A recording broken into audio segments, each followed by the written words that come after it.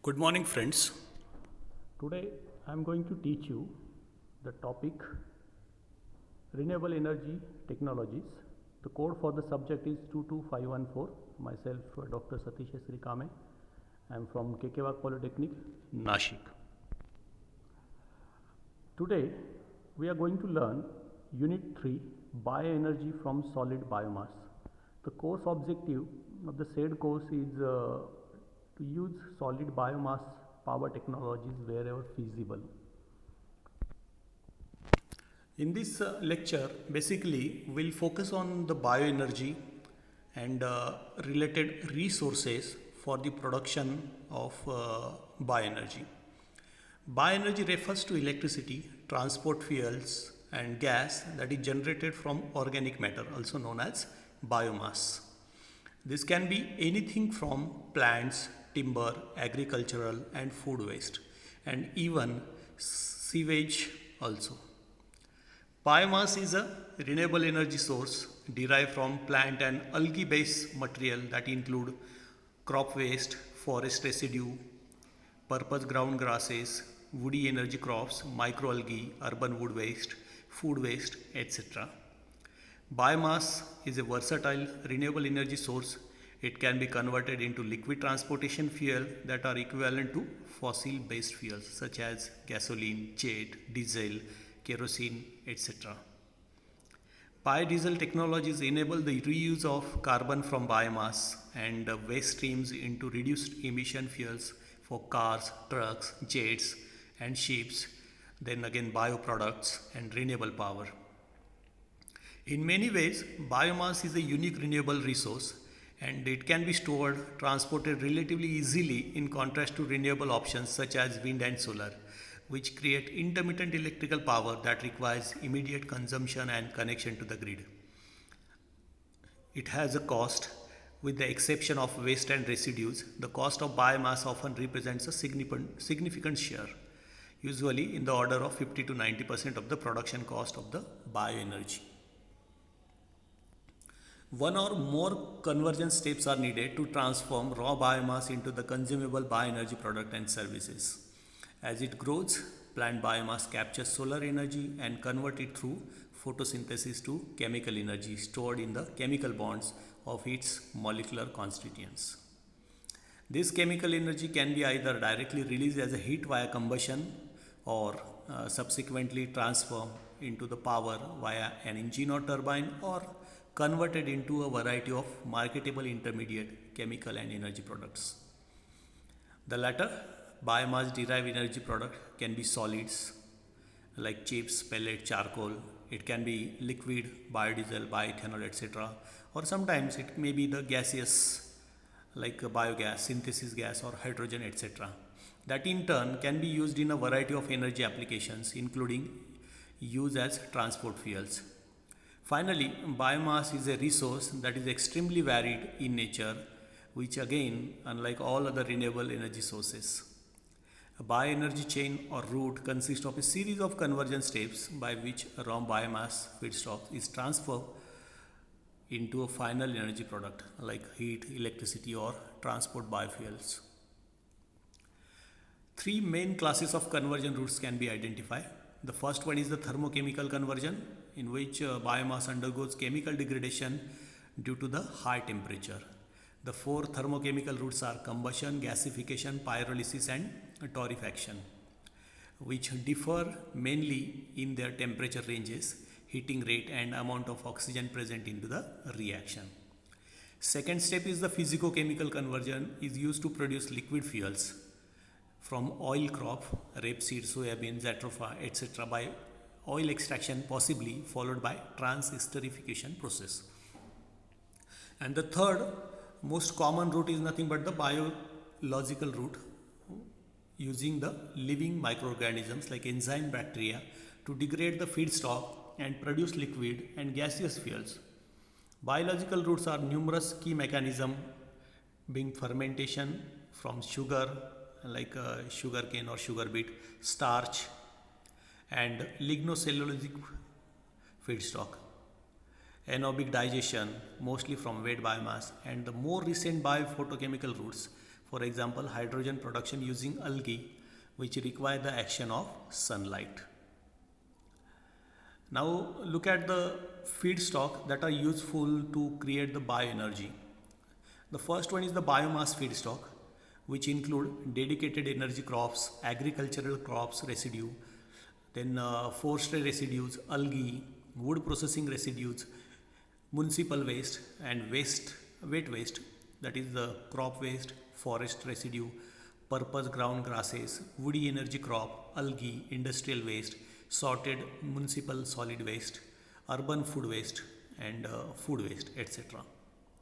Then energy crops which are included and which cover up specifically for generating energy. For example, when energy crops are burnt, equivalent crops should be planted that will absorb the same amount of carbon that was released by the burning. Then the dedicated energy crops. Dedicated energy crops are non-food crops that can be grown on marginal land. Marginal land means the land which is not suitable for the traditional crops like corn and soybean, specifically to provide the biomass. And these break down into two general categories, herbaceous and woody. Herbaceous energy crops are perennial. Perennial means what? The plants which are live for more than 2 years. Grasses that are harvested annually after taking 2 to 3 years to reach the full productivity. These include switchgrass, then miscanthus, bamboo, sweet sorghum, tall Feshucochia, wheatgrass, and others. Short rotation woody crops are fast growing hardwood trees that are harvested within 5 to 8 years of planting. And these include hybrid power, hybrid willow, silver maple, eastern cottonwood, green ash, black walnut, sweet gum, and sycamore. Many of these species can help improve water and soil quality, improve wildlife habitat relative to annual crops, diversify sources of income, and improve overall farm productivity. Now look at the bioenergy feedstocks out your window.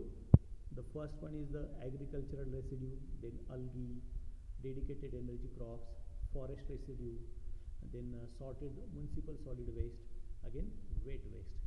These different feedstocks are very useful to create the bioenergy. We may say that these are the biomasses that are required to produce the bioenergy. Now look at some of the dedicated energy crops, perennial herbaceous crop, then annual herbaceous crop, then woody biomass. Perennial herbaceous crop which includes switchgrass, miscanthus, energy cane, white hybrid, then tropical grasses. Again, annual herbaceous crop which include high biomass sorghum, sweet sorghum, tobacco. Then the last column which include short rotation hybrid poplar and willow, yellow pine. These are the source for the biomass, and consequently we can harvest the bioenergy out of this biomass. This is very consistent high quality material. Then this perennial offers significant sustainability benefits, relatively high volume of material per acre, then dedicated crop on a particular acre, diversification of farm income. By means by using this farming, using this dedicated energy crop, we can diversify the farm income. Again, relatively high volume of material per acre we can produce out of these. Then agricultural crop residue. There are many opportunities to leverage agricultural residue on existing lands without interfering with the production of food, feed, fiber or forest product. Agricultural crop residues, which include the stalks and leaves, are abundant, diverse and widely distributed across the United States.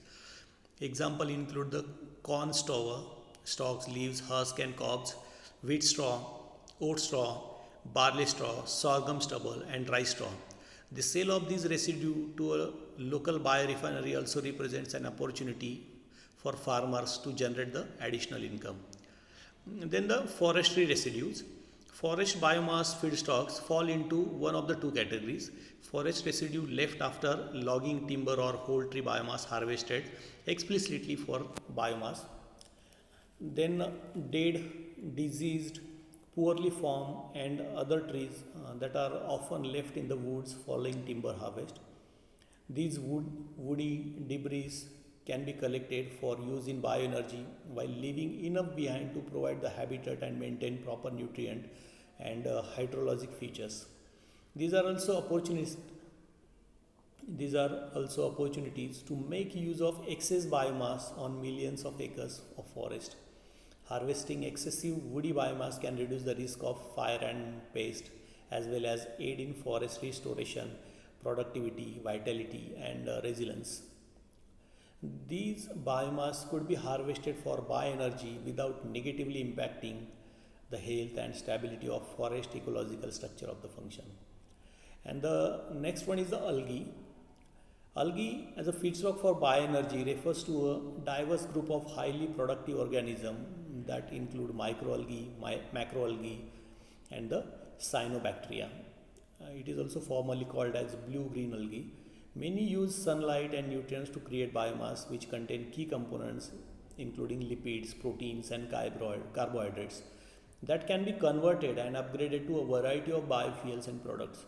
Depending on the strain, algae can grow by using fresh, saline, and brackish water from surface water source, groundwater, or sea water. Additionally, they can grow in water from second use sources such as treated industrial wastewater, municipal, agricultural, aquacultural wastewater, or produce water generated from oil and gas drilling operation. In this way, we have seen the different biomass for the production of bioenergy. These material are perennial. That means we can harvest it up to 2 to 3 years and more than 3 years. These are the very important material, and out of this bioenergy or some biofuels can be generated. The remaining portion of this unit we'll see in next lecture. Till then, bye.